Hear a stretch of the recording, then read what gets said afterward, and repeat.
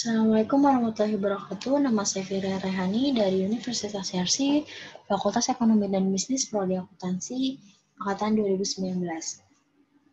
Jadi di video kali ini saya akan membahas topik 13, yaitu penyembuhan uji asumsi klasik.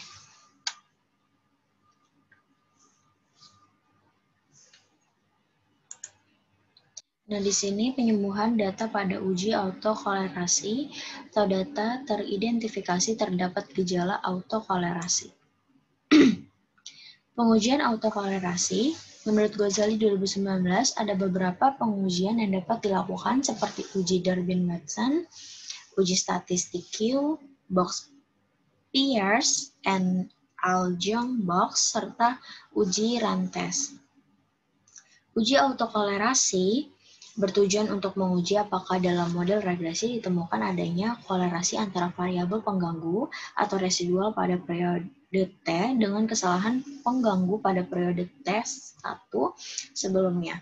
Jika terjadi kolerasi antar variabel pengganggu, maka hal tersebut dikatakan adanya masalah autokolerasi.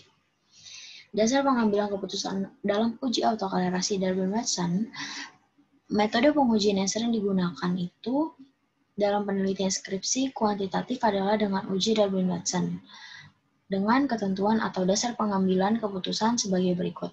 Jika D, Durbin-Watson lebih kecil dari DL atau lebih besar dari 4 dikurang DL, maka H0 ditolak dan yang berarti terdapat autokolerasi. Jika Durbin-Watson terletak di antara DU dan 4 dikurang DU, maka H0 diterima yang berarti tidak ada autokolerasi. Dan jika D Durbin-Watson terletak antara DL dan DU atau di antara 4 dikurang DU dan 4 dikurang DL, maka tidak menghasilkan kesimpulan yang pasti. Nah, kelemahan pengujian autokolerasi pada uji Durbin-Watson.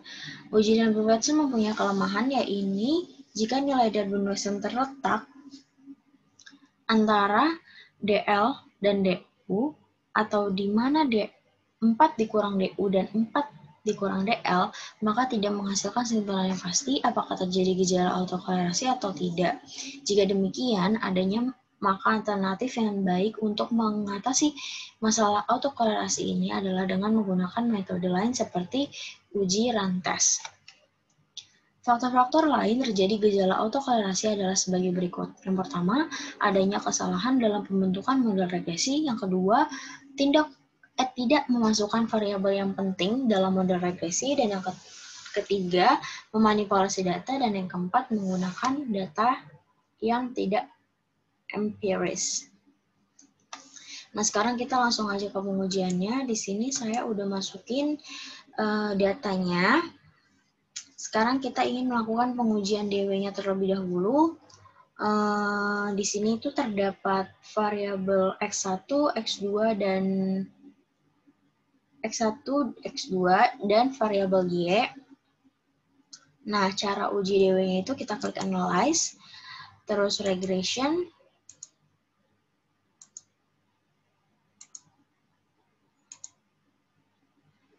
Allahu Akbar, linear. Habis itu kita masukin variabel Y di dependent. Dan seperti biasa independen kita masukin X1 dan X2-nya. Nah, seperti ini.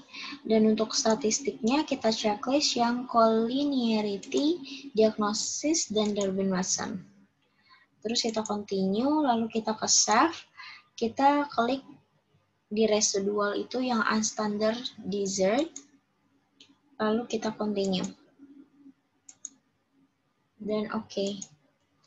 Langsung muncul output di sini. Kita dapat lihat pada tabel model SunMary yang ini pada Durbin-Watson kita peroleh nilai 1,072. Nah, kita akan mencocokkan pada tabel DW. Nah, sebelumnya tabel DW itu kan mempunyai rumus yaitu K titik koma N. Nah, kita itu punya K itu K adalah jumlah independen. Jumlah independen itu kan X1 dan X2, berarti kita punya 2. Berarti K sama dengan 2, dan N-nya itu jumlah sampel. kita punya jumlah sampel bisa dilihat di data view. Kita punya 12, berarti N kita 12. N kita 12. Nah, sekarang kita langsung aja ke tabelnya. Tadi kan K-nya 2 dan N-nya 12. Berarti kita bisa lihat yang ini. Dapat diperoleh nilai DL itu sama dengan 0,8122 dan DU-nya sama dengan 1,574. Jadi kesimpulannya, di autokolerasi positifnya tidak dapat disimpulkan. Kita bisa lihat di PPT. Nih, berarti kita yang ini.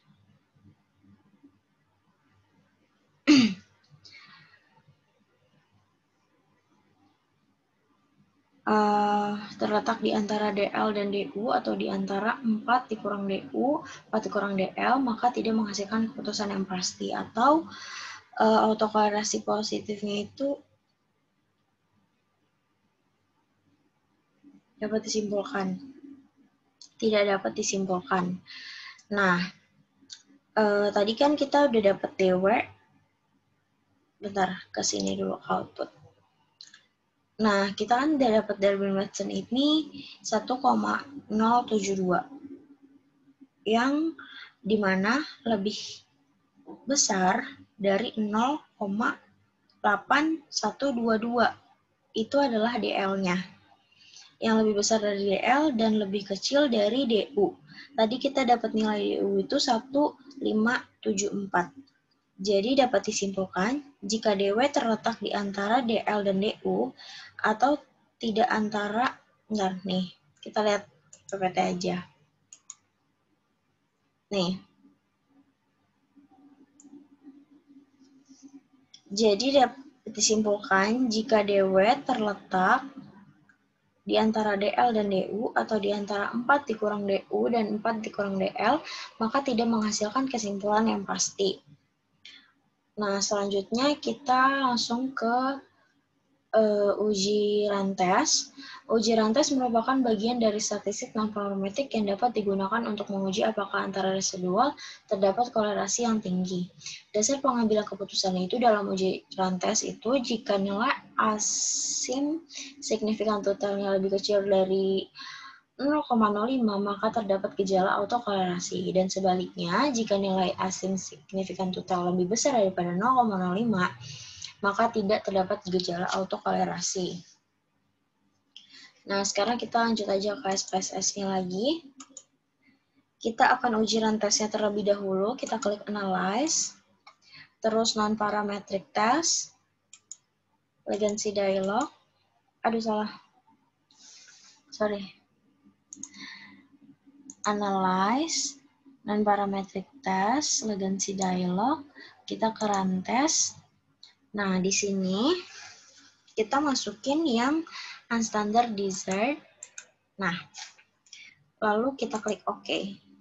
Muncul output seperti ini. Kita bisa lihat di tabel rantesnya, di baris asim signifikan totalnya, kita peroleh nilai 0,762. Yang dimana lebih besar daripada 0,05. Maka tidak terdapat gejala autokolerasi dari sini dari sini kita sudah dapat bisa melakukan penyembuhan data untuk uji kolerasi. Nah, sekarang kita lanjut ke penyembuhan data pada uji heteroskedastisitas atau data teridentifikasi terdapat gejala heteroskedastisitas.